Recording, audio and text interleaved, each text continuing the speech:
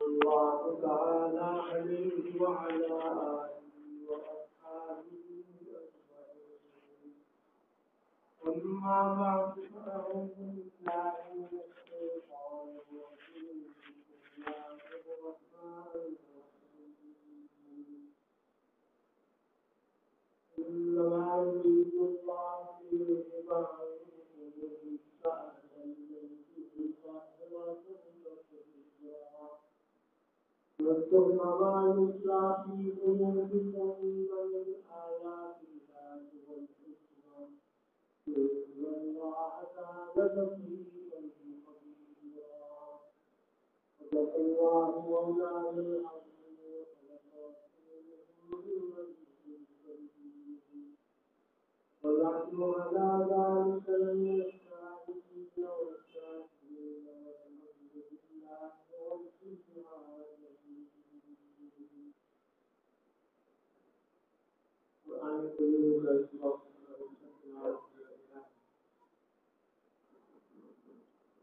جو آیت پڑھی گئی ہے اسے آیت تفسیر کہا جاتا ہے. اللہ تعالیٰ نے اسے اہل بیت اختیار کرتے ہوئے یہ ارشاد فرمایا اللہ تعالیٰ یہ چاہتے ہیں کہ ان سے ظاہری طور پر جو نامناسب چیزیں ہیں ان کو ختم کر دیں. کوئی باہر اپنے امت کی اور کو پاک فرمائے. اہل بیت کے جہاں مراد حضرات مفسرین نے اس آیت کا جو پس منظر لکھا ہے اس کے مطابق یہ ہے کہ حضور اکرم صلی اللہ علیہ وسلم کے ازواج مطہرات نے ایک مرتبہ اپنے گھر کے حالات کے پیش نظر جب یہ دیکھا کہ یہاں گھر میں معاشی طور پر بہت گزران میں تھوڑی ہے اور فتوحات کا سلسلہ چل رہا ہے تو انہوں نے رسول اللہ صلی اللہ علیہ وسلم سے مطالبہ کیا اور درخواست پیش کی کہ ہمارے نفقہ میں آپ جو ہے وہ فرق اختیار فرما دیں. نبی کریم صلی اللہ علیہ وسلم کو یہ مطالبہ جو ہے ان کا حالات کا مناسب معلوم نہ ہوا اور آپ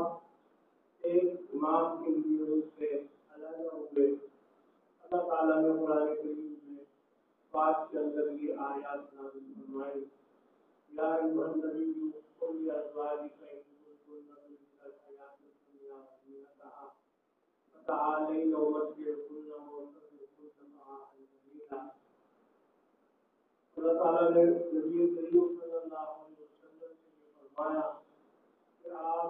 اپنی ازواج اپنی گھر والیوں کو اور بیویوں کو یہ کہہ دیجیے اگر تم دنیا کی زینت چاہتی ہو, دنیا کی حیات اور زینت کو مطلوب فتعالینا آؤ امتعکن ہم تمہیں مناسب جو ہے وہ نفع عطا کریں گے لیکن اس کے بعد وہ سرکن سراحا جمیلا انہیں جو ہے وہ چھوڑ دیا جائے گا. وَإِن كُنتُمْ تُرِيدُونَ اللَّهَ وَرَسُولَهُ وَالدَّارَ الْآخِرَةَ اگر تم اللہ کا ارادہ کرتی ہو اور آخرت کو چاہتی ہو فَإِنَّ اللَّهَ أَعَدَّ لِلْمُحْسِنَاتِ مِنكُنَّ أَجْرًا عَظِيمًا. اللہ تعالیٰ نے آخرت میں بہت بہترین اجر جو ہے وہ تیار کر رکھا ہے ان کے لیے ان میں سے اجر جو ہے ان کے لیے تیار کر رکھا ہے. یہ بات نبی کریم صلی اللہ علیہ وسلم ان آیات کو لے کر حضرت عائشہ رضی اللہ تعالیٰ عنہا سے بات اور آپ نے یہ فرمایا کہ قرآن کریم کی آیات نازل ہوئی ہیں وہ میں تمہارے سامنے پیش کرتا ہوں. اللہ تعالیٰ نے اس میں تمہیں ایک اختیار دیا لیکن تم اس میں کسی فیصلہ سے پہلے بہتر یہ ہے کہ اپنے والدین سے مشورہ کر لینا اور مشورہ کے بعد وہ طے ہو اس پر عمل کر لیا جائے. حضرت عائشہ رضی اللہ تعالیٰ عنہا کو جب آپ نے یہ آیات سنائی اس میں اللہ تبارک و تعالیٰ نے ان کو اختیار دیا کہ دو میں سے ایک کام تم کر لو. اگر رسول اللہ کے پاس رہنا چاہتی ہو تو پھر یہ ہے کہ اس کے انداز سے رہنا پڑے گا اور آخرت میں تمہارے لیے بہت.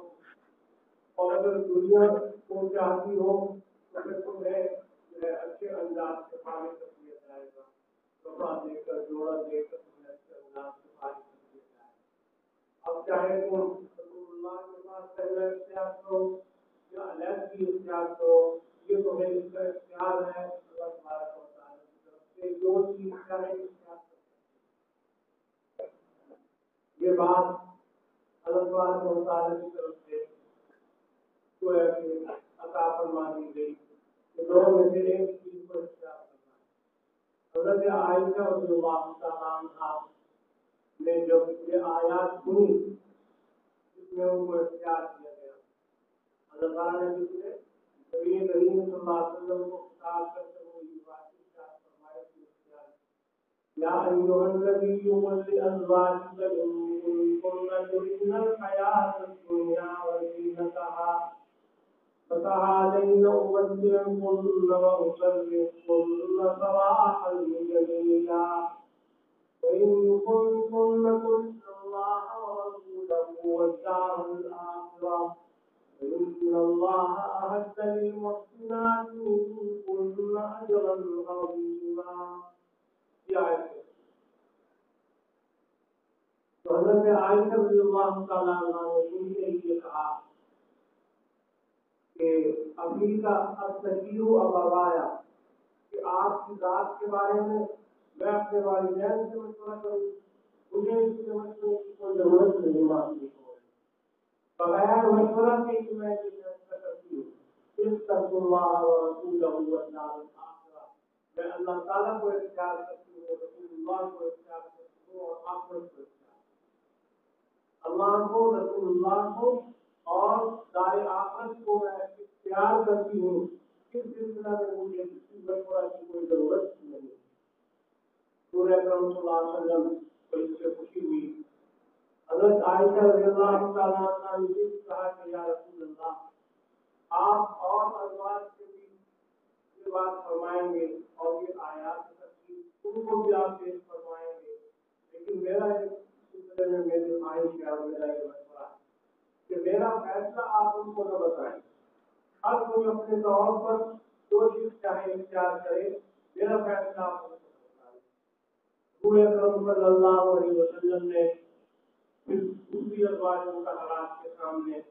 یہ آیات پیش کی کہ اللہ کو اختیار کر لو, رسول اللہ کو, دار آخرت کو, یا پھر یہ ہے کہ دنیا جو ہے اس کو اختیار کر لو. دو میں سے ایک چیز اختیار کر لو. جس نے بھی یہ آیات سنی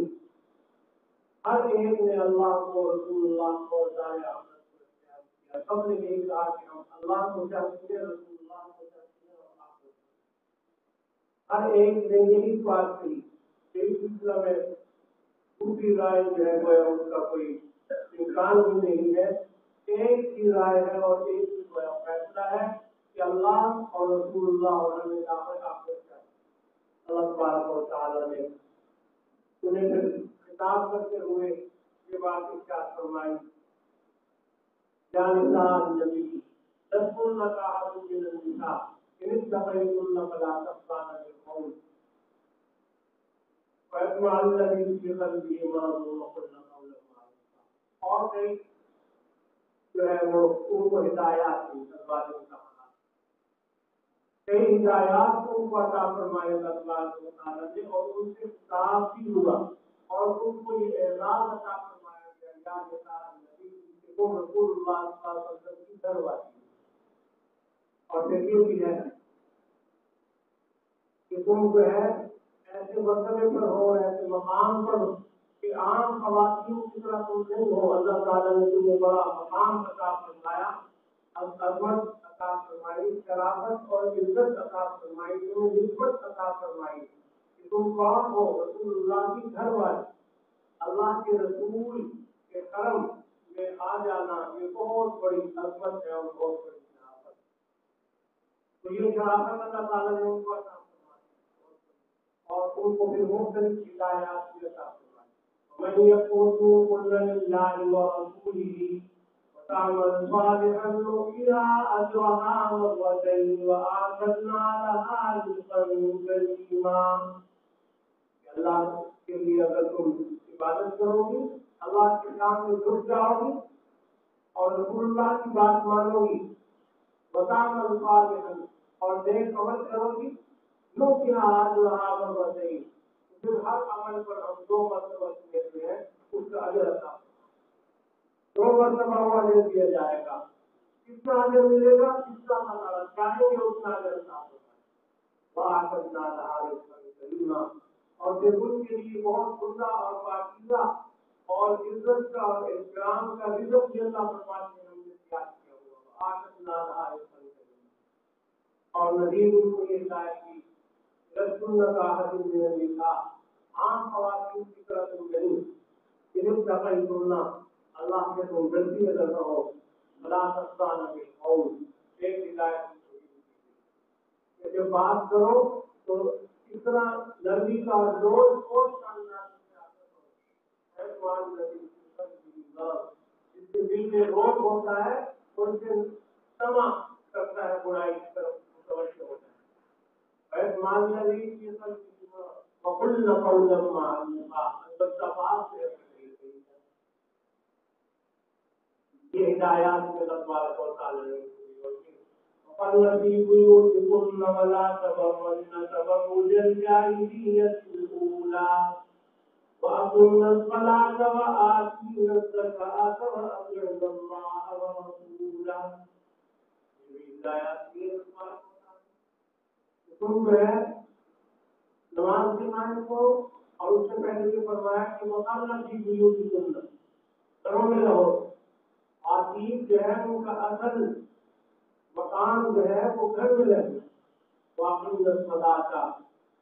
اور نماز قائم گھروں میں بھی رہو. وَلَا تَبَرَّجْنَ تَبَرُّجَ الْجَاهِلِيَّةِ الْأُولَىٰ جیسے پہلے خواتین بناؤ اور شنگار کرتی اور پھر گھروں سے باہر نکلتی تھی. اس طرح کا انداز کو اختیار نہ کرو. وَقَرْنَ فِي بُيُوتِكُنَّ وَلَا تَبَرَّجْنَ تَبَرُّجَ الْجَاهِلِيَّةِ الْأُولَىٰ وَأَقِمْنَ الصَّلَاةَ نماز قائم کرو. وَآتِينَ الزَّكَاةَ اور مال ہو تو پھر یہ کہ زکات دیا جاتا. وَأَطِیعْنَ اللَّهَ وَرَسُولَهُ اور اللہ اور رسول کی اطاعت. یہ سارا مقصد اور یہ جو ساری تفصیل ہے جو اللہ تعالیٰ نے قرآن کریم میں بیان فرمائی یہ سب ازواج مطہرات سے متعلق ساری کی ساری ازواج مطہرات سے متعلق یہ تفصیلات بیان کی جائیں.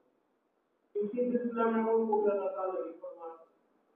انما يريد الله ليذهب عنكم الرجس اهل البيت ويطهركم تطهيرا. جہاں بھی یہ کہتے ہیں اللہ تعالیٰ نے انہیں کو فرمایا سارا ان سے ہو رہا. ازواج مطہرات حضور اکرم صلی اللہ علیہ وسلم کی جو گھر والی ہیں ان سے اللہ تعالیٰ نے سارا خطاب فرمایا. انہیں کو یہ خطاب فرمایا انما يريد الله ليذهب عنكم الرجس اهل البيت. اللہ تعالیٰ چاہتے ہیں کہ تم سے ناپاکی ہے اس کو ختم کرو. اے اہل بیت رسول اللہ بیت النبی نبی کریم صلی اللہ علیہ وسلم کی گھر والی. آپ کے اہل بیت آپ کے گھر والی یہ ظاہر ہے ازواج مطہرات. رسول اکرم صلی اللہ علیہ وسلم کی جو ازواج ہیں وہ اہل بیت اور بیت نبی کی گھر والی بیت النبی نبی پاک صلی اللہ علیہ وسلم کے گھر میں رہنے والی کون ہے؟ حضرت عائشہ ہے، حضرت حفصہ ہے اور حضرت جویریہ ہے، حضرت میمونہ ہے، حضرت صفیہ ہے. کہ حضور اکرم صلی اللہ علیہ وسلم کی اہل بیت ہے، ان کو اللہ تبارک و تعالیٰ خطاب کرتے ہوئے بات فرمائے۔ تو قرآن پاک کی ان آیات سے سیاق سے بھی اور سباق زبان میں سباق ہے، سیاق ہے اور سباق دونوں، اس کے بعد پھر کیونکہ فرمایا وَاذْكُرْنَا يُتْلَىٰ فِي بُيُوتِكُنَّ مِنْ آیَاتِ اللَّهِ وَالْحِکْمَةِ، اس میں بھی ازواج مطہرات کو خطاب کیا جا رہا ہے اور ان کو یہ ہدایات دی جا رہی کہ تمہارے گھروں کے اندر جس چیز کی تلاوت کی جا رہی ہے اسے تم یاد کرو، اسے تم سمجھو، اسے پڑھو، اس کا تذکرہ کرو، اسی کا ذکر کرو۔ وَاذْكُرْنَا مَا يُتْلَىٰ فِي بُيُوتِكُنَّ، تمہارے گھروں میں جس چیز کی تلاوت کی جاتی ہے وہ کیا ہے؟ وہ اللہ تعالیٰ کا کلام ہے، قرآن کریم۔ اللہ کا کلام قرآن کریم جس کی تلاوت کی جاتی ہے، اسے پڑھا جا رہا تھا، تو اس کو یاد کرنے کے لیے، اس کو پڑھنے کے لیے اللہ تعالیٰ نے ان ہدایات کی وَاذْكُرْنَا مَا يُتْلَىٰ فِي بُيُوتِكُنَّ، وہ کیا ہے؟ مِنْ آیَاتِ اللَّهِ وَالْحِکْمَةِ، اللہ کی آیات ہے، حکمت کی آیات ہے، ان کو تلاوت کیا جاتا ہے، ان کو یاد کرو، ان کو پڑھو۔ تو قرآن پاک کے سیاق و سباق سے یہ متعین ہے، واضح ہے کہ یہ خطاب جو ہے اس میں اللہ تعالیٰ نے جو یہ خطاب فرمایا یہ ازواج مطہرات ہی کو فرمایا ہے، لیکن اس میں یہ ہے کہ حضور اکرم صلی اللہ علیہ وسلم نے اہل بیت میں حضرت حسن، حضرت حسین، حضرت فاطمہ، حضرت علی رضی اللہ تعالیٰ عنہم اجمعین، ان سب کو بھی اہل بیت میں شامل فرمایا اور اللہ تعالیٰ سے حضور پاک صلی اللہ علیہ وسلم نے کیا سب کو کیا کر لیا؟ حضرت حسن، حضرت حسین، حضرت فاطمہ اور حضرت علی رضی اللہ تعالیٰ عنہم، ان سب کو آپ نے کیا کر دیا اور اس کے بعد یہ فرمایا اللہم ہؤلاء اہل بیت، اے اللہ کی میرے اہل بیت ہیں، یہ بھی اہل بیت۔ تو اس لیے علماء مفسرین یہی بات لکھ رہے ہیں اس آیت کے ساتھ کہ سب سے پہلے تو اس کا مصداق ہے ازواج مطہرات، وہ اہل بیت۔ آج یہ چیز کو چلانے سے ازواج مطہرات کو اہل بیت کے لوگ جو شامل نہیں سمجھتے۔ اہل سنت والجماعت تقریباً کچھ ایسا انداز دیکھنے میں آ رہا، سننے میں بھی آ رہا کہ وہ اہل بیت کا مصداق صرف حضرت حسن حسین اور حضرت فاطمہ اور حضرت علی رضی اللہ تعالیٰ عنہ کو سمجھتے ہیں، یہ اہل بیت، صرف ان کو اہل بیت سمجھا جاتا ہے اور کہا جاتا ہے کہ یہ اہل بیت۔ حالانکہ قرآن کریم میں جو اہل بیت کا خطاب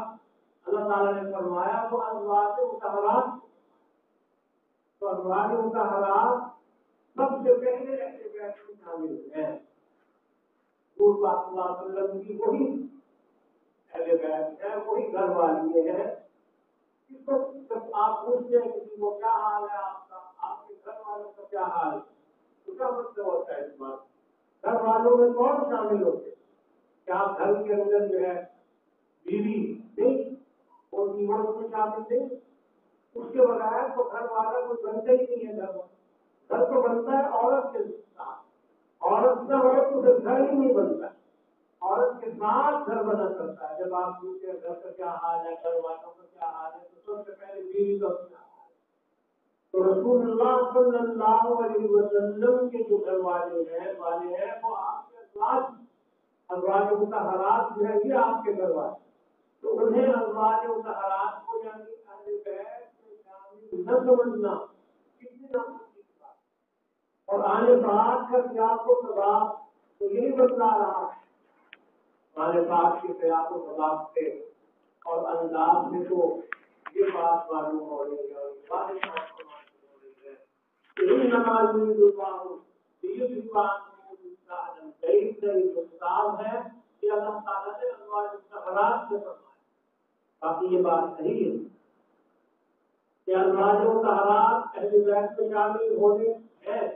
لیکن ان کے ساتھ حضرت علی بھی اہل بیت میں ہے، حضرت حسن بھی اہل بیت میں ہے، حضرت حسین رضی اللہ تعالیٰ عنہ بھی اہل بیت میں ہے، حضرت فاطمہ رضی اللہ تعالیٰ عنہ یہ بھی اہل بیت،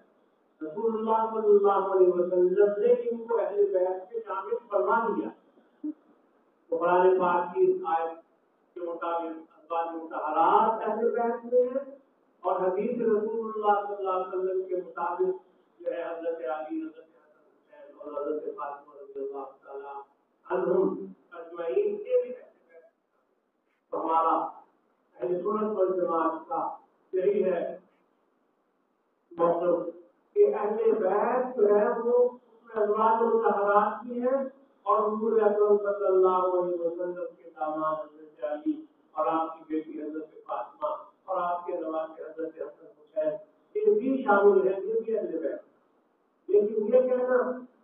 کہ صرف یہ اہل بیت میں شامل ہے اور ازواج مطہرات جو ہے آپ کا جو اور گھر کا سلسلہ ہے وہ اہل بیت نہیں ہے، یہ بات بالکل خلاف واقعہ ہے اور خلاف حقیقت ہے. اور قرآن پاک کی سیاست کے بعد یہ بات جو ہے متقابل.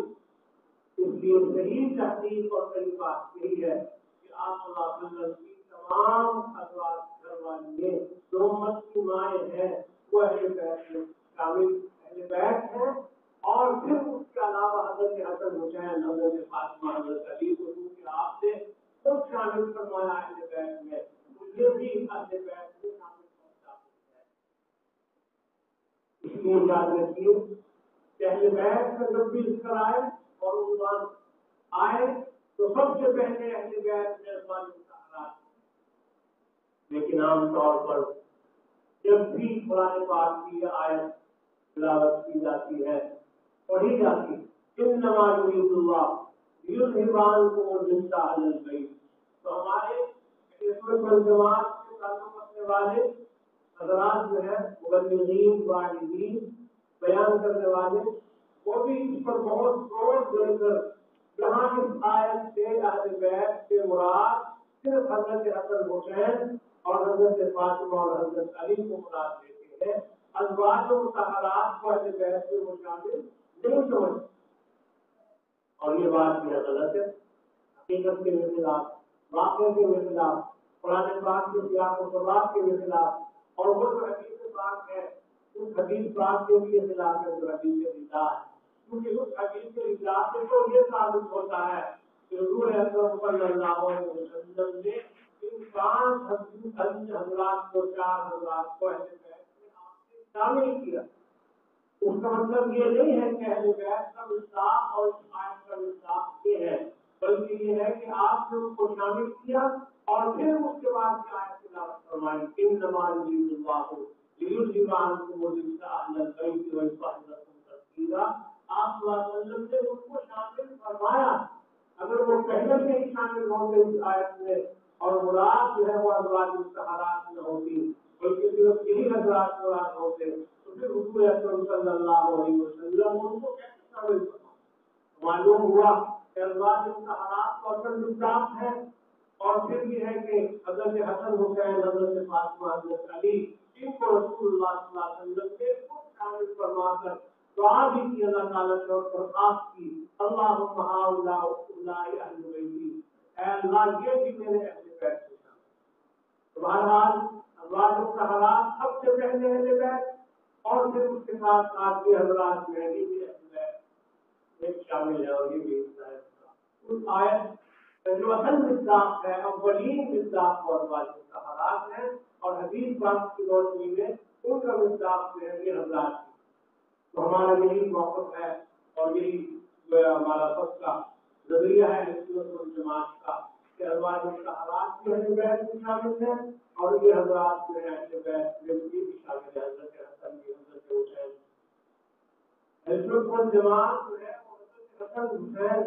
اور حضرت فاطمہ، حضرت علی رضی اللہ تعالیٰ اجمعین وہ ان سے بھی محبت رکھتے. کیونکہ اہل سنت والجماعت کس کو کہا جاتا ہے؟ اس کی علامت اہل سنت والجماعت، ان کی علامت کیا ہے؟ حضرت امام اعظم سیدنا ابو حنیفہ رحمۃ اللہ علیہ سے سوال ہوا. حضرت ابو حنیفہ رحمۃ اللہ علیہ کے جواب میں یہ فرماتے ہیں کہ اہل سنت وہ ہے فرمایا ان تحب الخطانین ان تفضل الشیخین وان تحب الخطانین وان ترد من مساعدہ کو پہلے یہ فرمایا حضرت امام صاحب رحمۃ اللہ کہ سنت وہ ہوگا اور سنی وہ ہوگا جو فضیلت کا قائل ہوگی شیخین حضرت سیدنا ابو بکر صدیق حضرت عمر فاروق رضی اللہ تعالیٰ عنہما کو دوسرے صحابہ سے افضل سمجھتا ہوں ان تفضل الشیخین شیخین کو دوسروں پر فضیلت دیتا ہو اور وَأَن تُحِبَّ الْفَضَائِلَ اور حضور اکرم صلی اللہ علیہ وسلم کی دونوں داماد حضرت عثمان جو دوہرے داماد اور حضرت علی رضی اللہ تعالیٰ ان دونوں سے محبت رکھتا ان دونوں سے جو محبت رکھتا ہو حضرت امام صاحب رحمۃ اللہ علیہ فرماتے ہیں سب کو اہل سنت والجماعت میں شامل ہوگا نہ خاصہ اگر وہ شیخین کو فضیلت نہ دیتا ہو دوسرے صحابہ پر حضرت ابو بکر اور حضرت عمر رضی اللہ تعالیٰ عنہ کو دیگر صحابہ سے افضل نہ سمجھتا یہ ہے کہ وہ حضرت عثمان اور حضرت علی سے محبت نہ رکھتا وہ اہل سنت والجماعت سے اس کا کیا تعلق تو کوئی تعلق اہل سنت والجماعت سے نہیں اس لیے کہ ہم صحابہ کرام رضی اللہ تعالیٰ عنہ مجمعین سے بھی محبت رکھتے ہیں ان کی بھی عقیدت ہمارے دلوں میں موجود نبی کریم صلی اللہ علیہ وسلم نے صحابہ کرام اور خاص طور پر خلفائے راشدین کے کتنے مناقب اور فضائل حدیث پاک کے اندر بیان فرمائے وہ قرآن کریم میں صحابہ کرام رضی اللہ تعالیٰ عنہ مجمعین کی منقبتیں ان کے فضائل قرآن کریم میں اللہ تعالیٰ نے خود بیان فرمایا اس جماعت کو کامیاب جماعت قرار دیا اس جماعت کو دوسروں کے ایمان کے لیے معیار قرار دیا فَإِنْ آمَنُوا بِمِثْلِ آمَنْتُم بِهِ فَقَدِ اهْتَدَوْا وَإِنْ تَوَلَّوْا فَإِنَّمَا هُمْ فِي شِقَاقٍ اللہ تعالیٰ اللہ کے صحابہ کے ایمان کو دوسروں کے لیے معیار قرار دیا ان کا ایمان جو ہے وہ معیار ہے تمہارے لیے اور اللہ تعالیٰ نے کسی جگہ پر اولئک هم الراشدون اولئک هم المفلحون اولئک هم الفائزون اولئک حزب اللہ یہ سب صحابہ کرام رضی اللہ تعالیٰ عنہ کے لیے بیان فرمایا اور سب سے بڑی جو مرتبت بیان فرمائی وہ یہ فرمان دیا کہ رضی اللہ عنہ اور اللہ تعالیٰ ان سے راضی ہے کہ اللہ تعالیٰ سے راضی اور پھر قرآن پاک کے اندر صحابہ کرام کے متعلق جو ہے اعلان کر دیا اللہ تعالیٰ نے کیا اعلان کیا عجیب اعلان کر دیا اس بات میں آتا ہے کہ جب اہل جنت جنت میں چلے جائیں گے تو اللہ تبارک و تعالیٰ کو بہت سی نعمتیں عطا فرما دیں جنت کے اندر بہت سی نعمتیں ان کو عطا کی جائیں گی اور پھر اس کے بعد ایک سوال کریں گے اللہ تبارک و تعالیٰ کی جنت یا جنت اہل جنت اے جنت والوں بتاؤ تم مجھ سے راضی ہو اللہ تعالیٰ کی یعنی کیوں نہیں ہم آپ سے راضی بلا یا ربنا اے ہمارے رب ہم آپ کی پوری راضی ہم آپ نے ہمیں بہت سی نعمتیں یہاں جنت میں عطا فرما جنت میں تو کون سی نعمتیں کیا کیا ملے گا جنت کو والا عین رات ولا اذن سمعت ولا خطر على قلب بشر نہ آپ نے دیکھی نہ کان نے وہ سنی نہ دل پر کبھی اس کا گزر ہوا یہ نعمتیں اللہ تعالیٰ اہل جنت کو وہاں عطا فرمائیں گے تو وہ یہ عرض کریں گے کہ اللہ ہم آپ سے راضی ہے دل و جان سے ہم آپ سے راضی تو اللہ تعالیٰ ان کو پھر ایک انعام عطا فرمائیں اہل جنت کو ایک انعام دیں گے اور انعام کا اللہ تعالیٰ وہاں پر اعلان کریں گے اہل جنت کے لیے فرمائیں گے اللہ تعالیٰ ہم کو اہل جنت میں اعلان کرتا ہوں اس بات کا کہ میں تم سے راضی ہوں اور کبھی میں تم سے ناراض نہیں ہوں گا اہل جنت اس پر بڑے خوش ہوں گے یہ سب سے آخری نعمت ہے جو اہل جنت کو جنت میں عطا کی جائے گی لیکن یہی نعمت اللہ تعالیٰ نے صحابہ کرام کو دنیا میں عطا فرمائی اور اعلان کر دیا ان کے لیے رضی اللہ عنہم ورضوان کہ اللہ تعالیٰ ان سے راضی ہے وہ اللہ سبحانہ اور اللہ تعالیٰ نے یہ بھی فرمایا لا يستوي منكم من أنفق من قبل الفتح وقاتل أولئك أعظم درجة من الذين أنفقوا من بعد وقاتلوا دو جماعتیں صحابہ کی قرار دی یہاں پر فتح مکہ سے پہلے بھی مجھے قربانی دے اور ایک گروہ وہ ہے فتح مکہ کے بعد قربانی دینے والا گروہ پہلے والا جو طبقہ ہے اور جو جماعت ہے وہ افضل ہے بعض والوں سے، لیکن اس کے باوجود دونوں طبقات کے لیے اور تمام صحابہ کرام رضی اللہ تعالیٰ عنہم اجمعین کے لیے اعلان کیا، وعدہ فرمایا، فرماتے ہیں وَكُلًّا وَعَدَ اللَّهُ الْحُسْنَى، اللہ نے سب صحابہ کے لیے جنت کا وعدہ کر دیا کہ ہر صحابی جو ہے وہ جنتی، تو اپنا سے اپنا درجے کے صحابی حضرت وحشی رضی اللہ تعالیٰ ایک لمحہ کے لیے آپ کی خدمت میں حاضر ہوئے مسلمان ایمان لا کر، ایک لمحہ بعد میں آنے کی اجازت نہیں ملی، لیکن یہ ایک لمحہ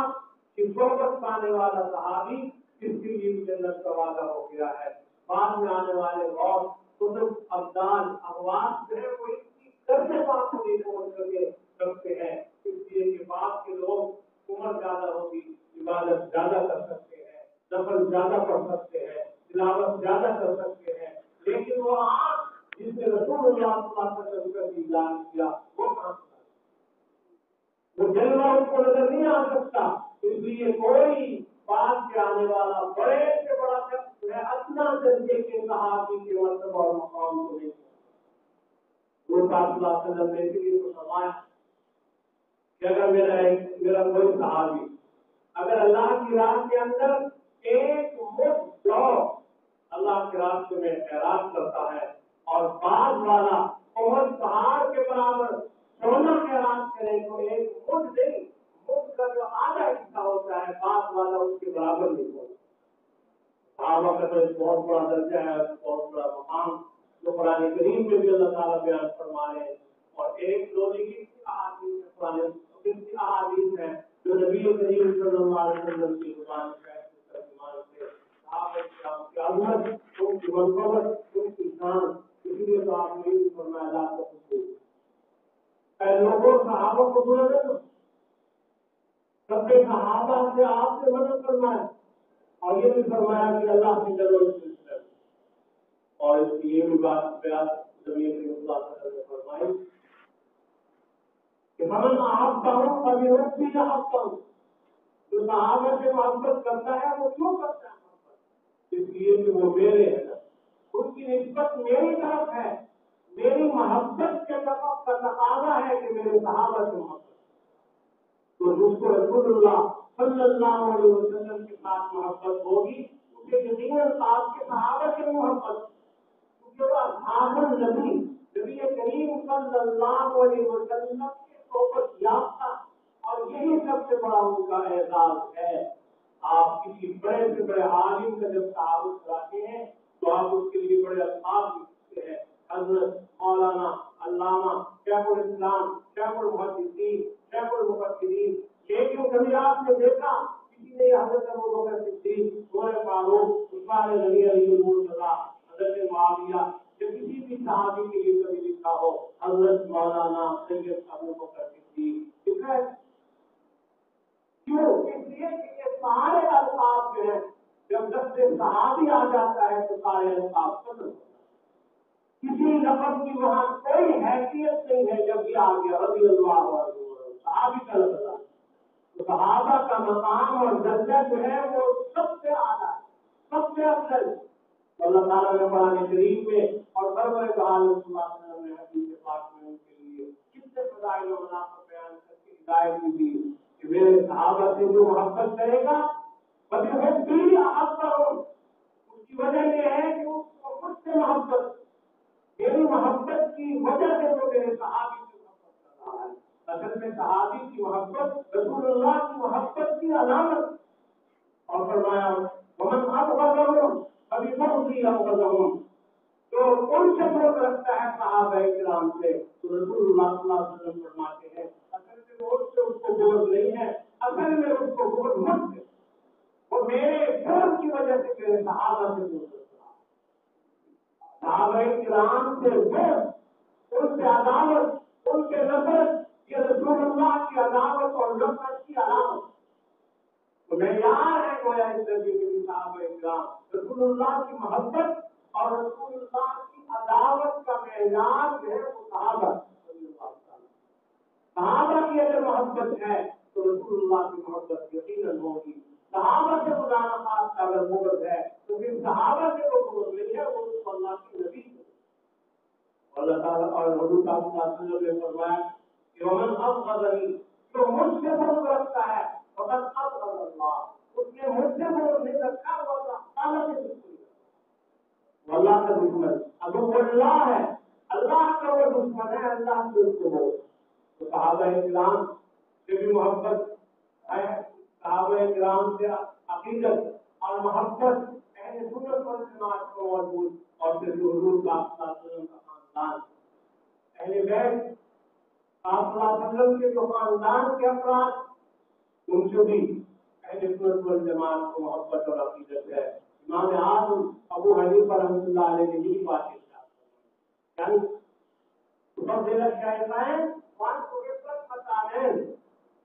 جو صحابہ سے محبت نہیں رکھتا وہ رافضی ہوتا ہے، اور جو اہل بیت حضور اکرم صلی اللہ علیہ وسلم کے خاندان سے جس کو محبت نہ ہو وہ حاجی۔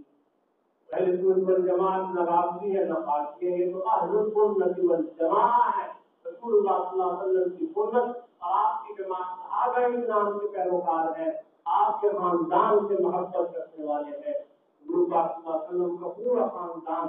اہل بیت جو ہے وہ سب کے لیے باعث توقیر ہے اور باعث عظمت۔ اہل بیت کو بلکہ دو گنا شرف آتی، دوہری شرافت ہے اہل بیت کے لیے، ایک تو یہ ہے کہ وہ صحابی، ایک تو اہل بیت کی شرافت یہ ہے کہ وہ صحابی ہیں، اور ایک شرافت عظمت ان کی یہ ہے کہ رسول اللہ صلی اللہ علیہ وسلم کا خاندان ہے، آپ کے عالی اور اطہر اور مقرب نسب کا حصہ ہیں، آپ کے خون مبارک کا حصہ ہیں، یہ شرافت اہل بیت کو یہ بھی حاصل ہے شرافت۔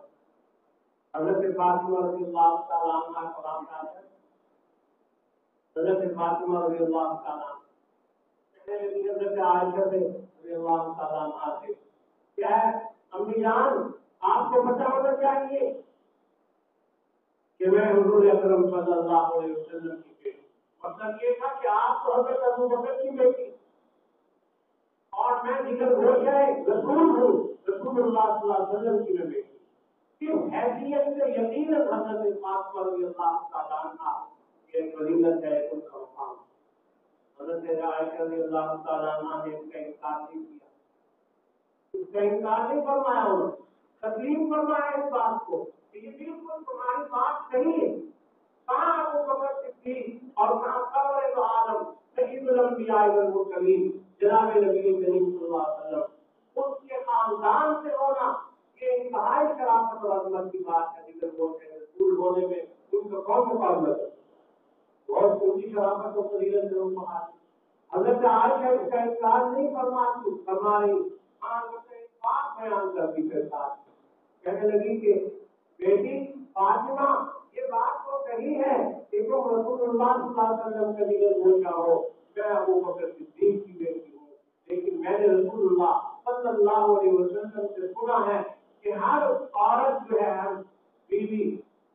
جنت میں اپنے شوہر کے ساتھ ہوگی، تم علی کے ساتھ ہوگی میں رسول اللہ کے ساتھ، وہ الگ ایک چیز، لیکن اس کے کوئی شک نہیں ہے کہ حضور اکرم صلی اللہ علیہ وسلم کا خاندان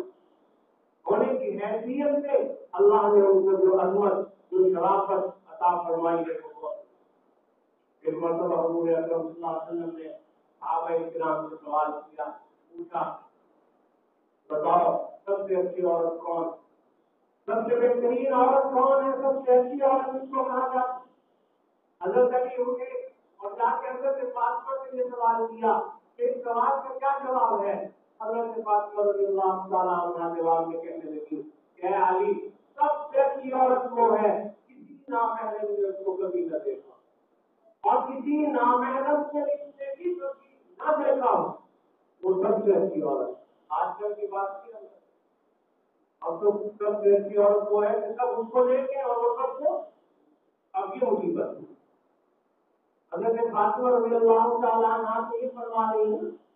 کہ سب سے اچھی عورت وہ ہے کوئی نامحرم جو ہے اس کو نہ دیکھ سکے اور اس نے بھی کبھی کسی نامحرم کو نہ دیکھا ہو، یہ سب سے اچھی عورت۔ حضرت علی نے جواب سنا، رسول اللہ صلی اللہ علیہ وسلم نے آ کر عرض کیا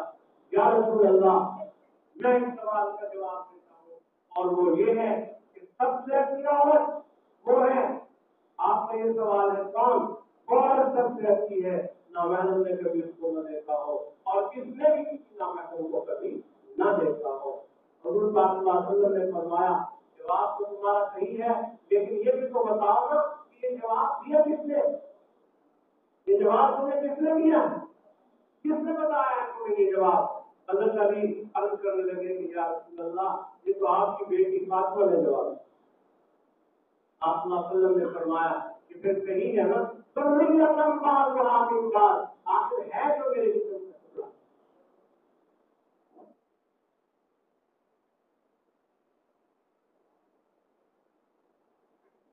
یہ بہت بڑی عظمت، شرافت اور فضیلت خاندان نبوت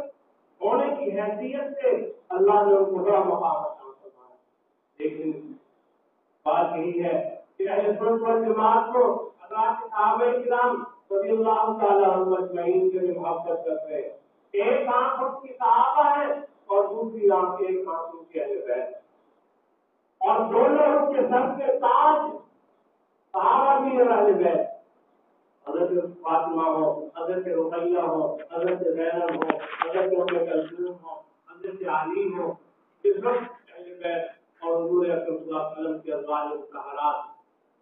جو بھی آپ کی زوجہ مطہرہ ہو، امت کی مائیں بھی ہیں وہ اور اہل بیت بھی ہیں، اور اہل سنت والجماعت ان سب سے عقیدت رکھتے ہیں اور محبت رکھتے ہیں۔ اسی لیے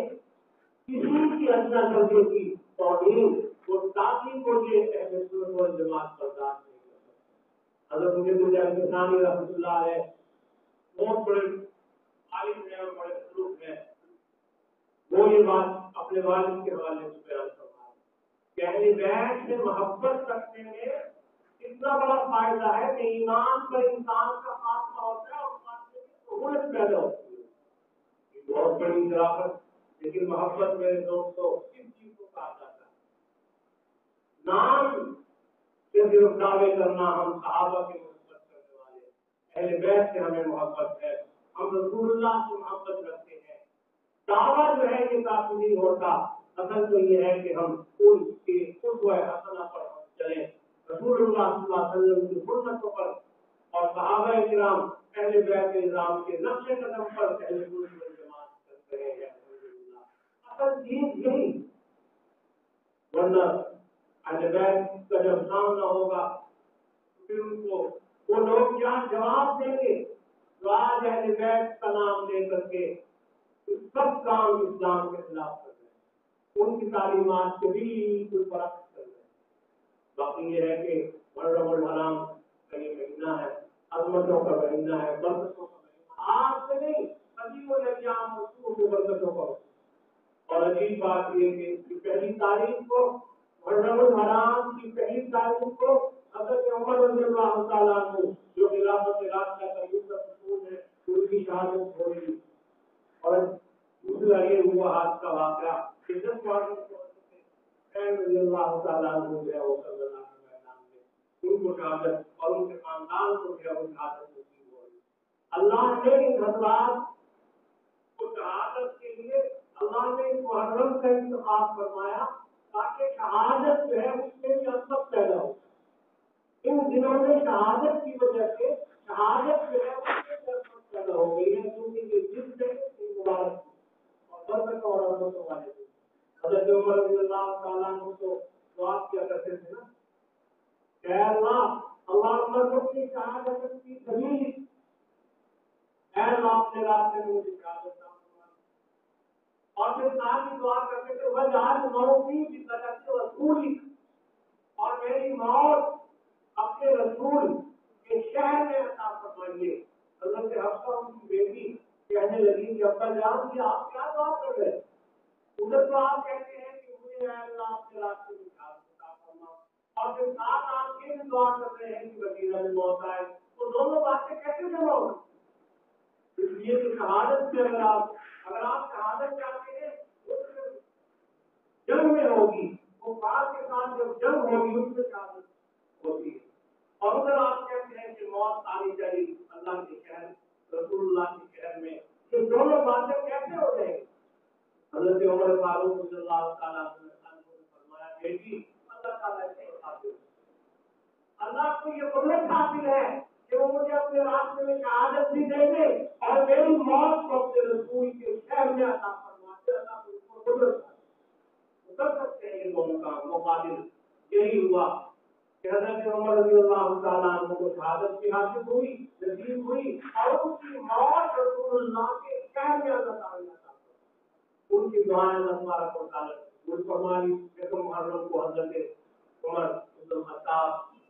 رضی اللہ تعالیٰ عنہ کی شہادت سن 24 یکم محرم الحرام اور حضرت حسین کو 10 محرم الحرام کو حضرت حسین رضی اللہ تعالیٰ عنہ کی شہادت فرمائی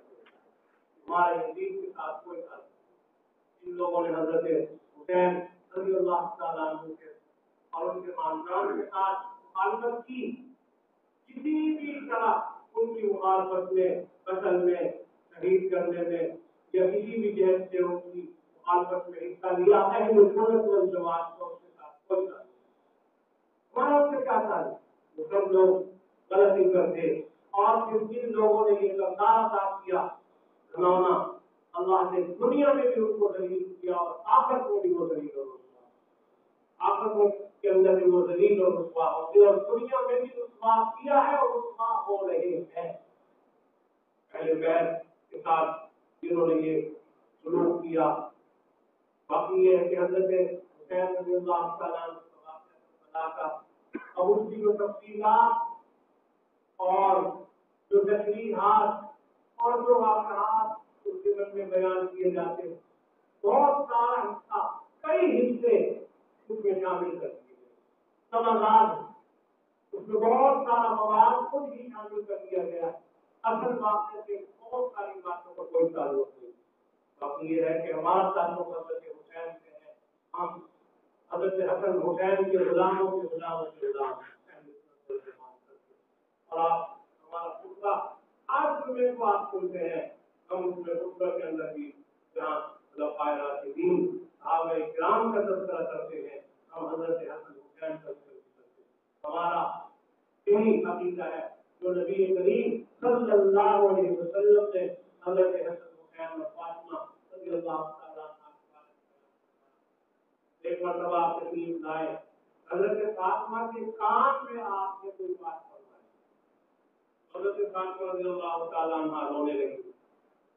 تھوڑی دیر میں آپ نے پھر ایک اور بات فرمائی اس پر حضرت فاطمہ کیا معاشرے لگی بعد میں حضرت عائشہ رضی اللہ تعالیٰ عنہ نے پوچھا بیٹی کیا بات کی ہے پہلے آپ نے بات فرمائی تو تم روئی اور دوسری مرتبہ جب آپ نے کوئی بات ارشاد فرمائی تو تم ہنسنے لگی کیا معاملہ تھی پہلے تو مبتلا دے گئی نہیں بتایا کہ یہ میرا آپ کا معاملہ ہے آپ کو میں نہیں بتایا حضرت عائشہ نے کہا بتا دو نا میں آپ کو تمہاری ماں ہوں بتاؤ مجھے کیا بات تو حضرت فاطمہ رضی اللہ تعالیٰ عنہ نے پھر یہ بات بیان کی کہ حضور پاک صلی اللہ علیہ وسلم نے میرے کان میں جو بات فرمائی تھی پہلے وہ یہ فرمایا تھا کہ اب قریب دنیا سے میں جا رہا ہوں میرے جانے کا وقت آ گیا دنیا سے رخصت ہونے کا وقت آ چکا ہے آج میرا قریب ہے تو میں یہ سن کر رونے لگی پھر دوبارہ آپ نے جب میرے کان میں بات فرمائی اس میں یہ ارشاد فرمایا کہ سب سے پہلے میرے پاس جو آئے گی ملاقات کے لیے وہ تم آؤ دنیا سے تو اس سے مجھے خوشی ہوئی بہتر ہے ایک روایت میں یہ کہ میرے کان میں دوبارہ آپ نے جو بات فرمائی وہ یہ فرمائی تھی اے فاطمہ کیا تو اس بات پر راضی نہیں ان تکونی سیدۃ الشہداء اہل الجنہ کہ تو جنت والی عورتوں کی سردار رسول اللہ صلی اللہ علیہ وسلم نے دوسری بات میرے کان میں یہ فرمائی کہ اللہ تعالیٰ نے تمہیں جنتی عورتوں کا سردار بنایا ہمارا یہی ہے کہ حضرت فاطمہ رضی اللہ تعالیٰ عنہ جو ہے ہمارے نزدیک سیدۃ النساء اہل الجنہ جنتی عورتوں کی سردار ہے اور حضرت حسن حسین کے بارے میں بھی آپ نے ارشاد فرمایا ان الحسن والحسین سیدا شباب الجنہ ورحانت ہے